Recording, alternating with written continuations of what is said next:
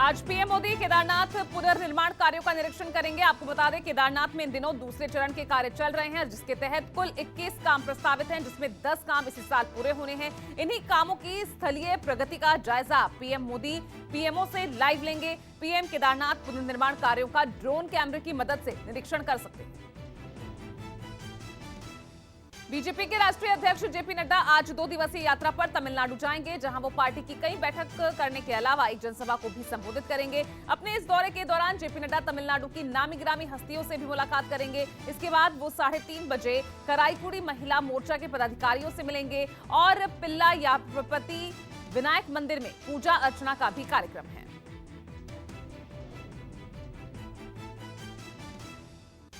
राहुल गांधी कांग्रेस के अध्यक्ष नहीं बनेंगे, ये वो तय कर चुके हैं। वहीं जिस दिन नामांकन होगा उस दिन राहुल भारत जोड़ो यात्रा पर रहेंगे। वो दिल्ली नहीं आएंगे। 23 सितंबर को राहुल भारत जोड़ो यात्रा से ब्रेक लेकर दिल्ली आएंगे। अब और इसी दौरान वो सिर्फ सोनिया गांधी से ही मिलेंगे और फिर भारत जोड़ो यात्रा में शामिल हो जाएंगे। राहुल गांधी 24 से 30 सितंबर तक भारत जोड़ो यात्रा पर रहेंगे। वैसे तो राहुल गांधी मना कर चुके हैं कि वो अध्यक्ष पद नहीं संभालेंगे, लेकिन फिर भी राजस्थान के सीएम अशोक गहलोत आज केरल जाएंगे राहुल गांधी को मनाने के लिए। हालांकि राहुल के बार-बार मना करने के बाद भी पार्टी का एक धड़ा राहुल गांधी को पार्टी का अध्यक्ष बनाने की मांग कर रहा है। अशोक गहलोत आज फिर से राहुल गांधी को मनाने की कोशिश करेंगे।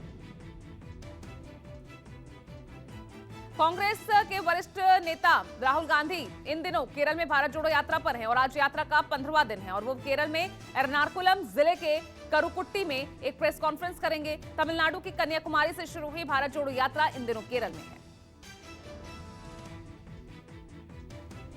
मनीष सिसोदिया के गुजरात दौरे का आज दूसरा दिन है। अपनी परिवर्तन यात्रा के दूसरे दिन वो कई जगहों का दौरा करेंगे। आज दिन में लगभग 11 बजे दिल्ली डिप्टी सीएम मेहसाणा में अपना रोड शो शुरू करेंगे। ये रोड शो पारा राम मंदिर से शुरू होकर तोरण वाली माता चौक तक रहेगा, जिसके बाद वो शाम को 4 बजे श्री बहुचर माता मंदिर में दर्शन के लिए जाएंगे। पंजाब सरकार को राज्यपाल बनवारी लाल पुरोहित ने बड़ा झटका दिया है। राज्यपाल ने विधानसभा के विशेष सत्र को बुलाने का आदेश वापस ले लिया, जिसके बाद पंजाब सरकार बीजेपी पर निशाना साधते हुए कह रही है कि सूबे की सरकार की गिराने की कोशिश की जा रही है। वहीं राज्यपाल का कहना है कि इस तरह का विशेष सत्र बुलाना विधानसभा के नियम में नहीं है। आरजेडी की राज्य परिषद की बैठक में लालू यादव ने बीजेपी को दंगाई पार्टी बताया और कहा कि दंगाइयों के सामने हर पार्टी झुकी है, लेकिन मैं अब तक नहीं झुका। उन्होंने कहा कि अगर वो उनके आगे झुक जाते तो शायद मुझे जेल नहीं जाना पड़ता, लेकिन इतना कुछ होने के बाद भी वो अपनी बातों पर कायम।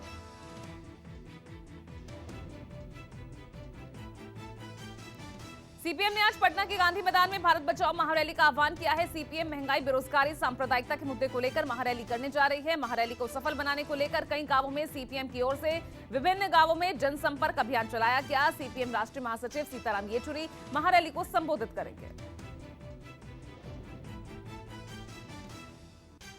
आंध्र प्रदेश के मुख्यमंत्री वाईएस जगनमोहन रेड्डी आज चित्तूर जिले के कुप्पम विधानसभा का दौरा करेंगे। सीएम जगनमोहन रेड्डी कुप्पम विधानसभा में वाईएसआर चेयुथा योजना निधि की 3री किश्त जारी करेंगे।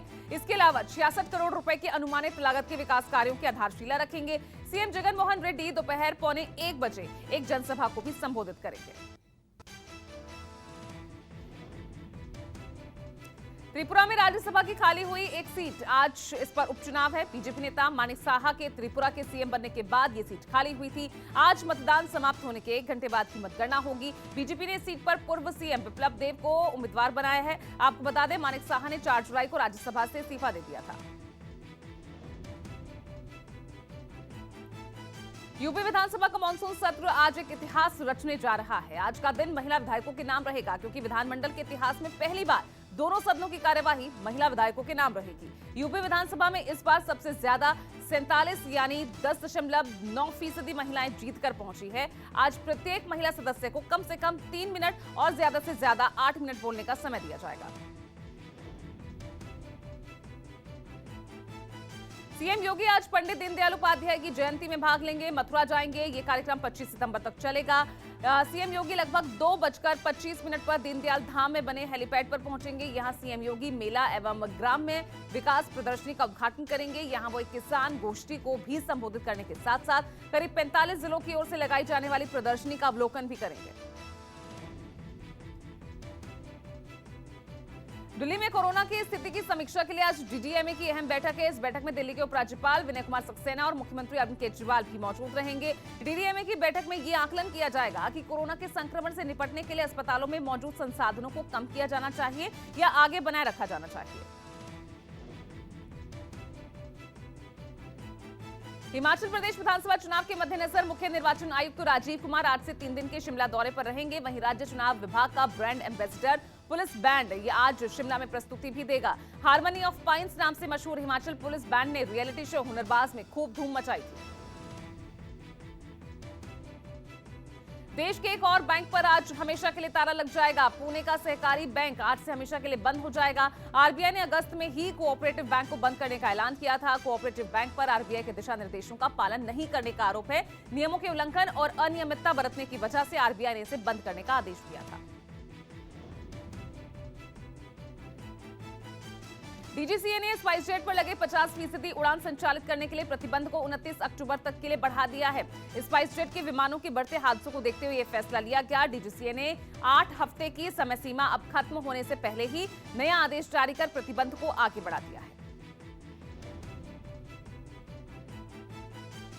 मशहूर कॉमेडियन राजू श्रीवास्तव का आज दिल्ली के निगम बोध घाट पर अंतिम संस्कार किया जाएगा। आपको बता दें 10 अगस्त को राजू श्रीवास्तव जिम में वर्कआउट करते वक्त गिर गए थे। अस्पताल में भर्ती करवाए जाने के बाद ये पता चला था कि उन्हें हार्ट अटैक आया था। 42 दिन तक दिल्ली के एम्स में हर संभव इलाज के बाद भी राजू श्रीवास्तव को बचाया नहीं जा सका। सुरक्षा बलों ने झारखंड के नक्सली क्षेत्र बूढ़ा पहाड़ को नक्सलियों के चुंगल से मुक्त करा दिया है। सीआरपीएफ के डीजी कुलदीप सिंह ने बताया कि बिहार नक्सल मुक्त हो गया है, जबकि सुरक्षा बलों ने करीब 30 साल बाद बूढ़ा पहाड़ को नक्सलियों के कब्जे से मुक्त कर दिया। वहीं गृह मंत्री अमित शाह ने बूढ़ा पहाड़, चक्रबंधा और भीम बांध इलाका माओवादी मुक्त होने पर जवानों को बधाई दी। दिल्ली के स्वास्थ्य मंत्री सत्येंद्र जैन की आज दिल्ली के राउज एवेन्यू कोर्ट में पेशी है। मनी लॉन्ड्रिंग के मामले में सत्येंद्र जैन को पेश किया जाएगा। कल सुप्रीम कोर्ट ने सत्येंद्र जैन की ओर से दायर याचिका पर सुनवाई के बाद जिला जज को ट्रांसफर करने का आदेश दिया था। सुप्रीम कोर्ट ने कहा था कि कोई भी आरोपी अपनी जमानत याचिका की शीघ्र सुनवाई का हकदार है। ज्ञानव्यापी श्रृंगार गौरी केस में जिला जज की अदालत में अंजुमन इंतजामिया मसाजिद कमेटी की मांग खारिज होने के बाद आज पहली बार सुनवाई होगी। वाराणसी जिला जज ने इस मुकदमे को सुनवाई योग्य करार दिया था। इसके बाद अंजुमन की ओर से आवेदन भी दिया गया। ऐसे में इन आवेदनों पर सुनवाई के बाद कोर्ट की ओर से आदेश दिया जा सकता है। इंडियन ओलंपिक एसोसिएशन का कामकाज संभालने के लिए प्रशासक नियुक्त करने के आदेश पर सुप्रीम कोर्ट आज सुनवाई करेगा। दिल्ली हाई कोर्ट ने 3 सदस्यीय प्रशासक कमेटी को नियुक्त किया था। इंडियन ओलंपिक एसोसिएशन ने सुप्रीम कोर्ट को बताया था कि प्रशासकों की नियुक्ति को अंतर्राष्ट्रीय ओलंपिक महासंघ इसे बाहरी हस्तक्षेप की तरह देखते हुए भारतीय ओलंपिक संघ की मान्यता रद्द कर सकता है। यूपी के मुरादाबाद में एक नाबालिग की गैंगरेप के बाद बिना कपड़ों के सड़क पर भागने का मामला सामने आया। बताया जा रहा है कि मेला देखने गई लड़की को अगवा कर 5 लड़कों ने गैंगरेप किया और फिर उसे बिना कपड़ों के ही सड़क पर छोड़ दिया। ये घटना 1 सितंबर भोजपुर थाने की है और पुलिस ने 7 सितंबर को मामले में केस दर्ज किया। इस मामले में एक आरोपी नौशी अली को गिरफ्तार किया गया है। बिहार की राजधानी पटना चोरी का एक मामला यहां सामने आया, जहां मासल लामी थाने में मसूरगंज मंडी इलाके में चोरों ने रात के सन्नाटे में किराना की दुकान पर लाखों के ड्राई फ्रूट्स की चोरी कर ली और फरार हो गए। लेकिन चोरी की वारदात दुकान में लगे सीसीटीवी में कैद हो गई। बताया जा रहा है कि चोर दुकान से लगभग 8 लाख रुपए से ज्यादा के ड्राई फ्रूट्स और कैश लेकर फरार हुए।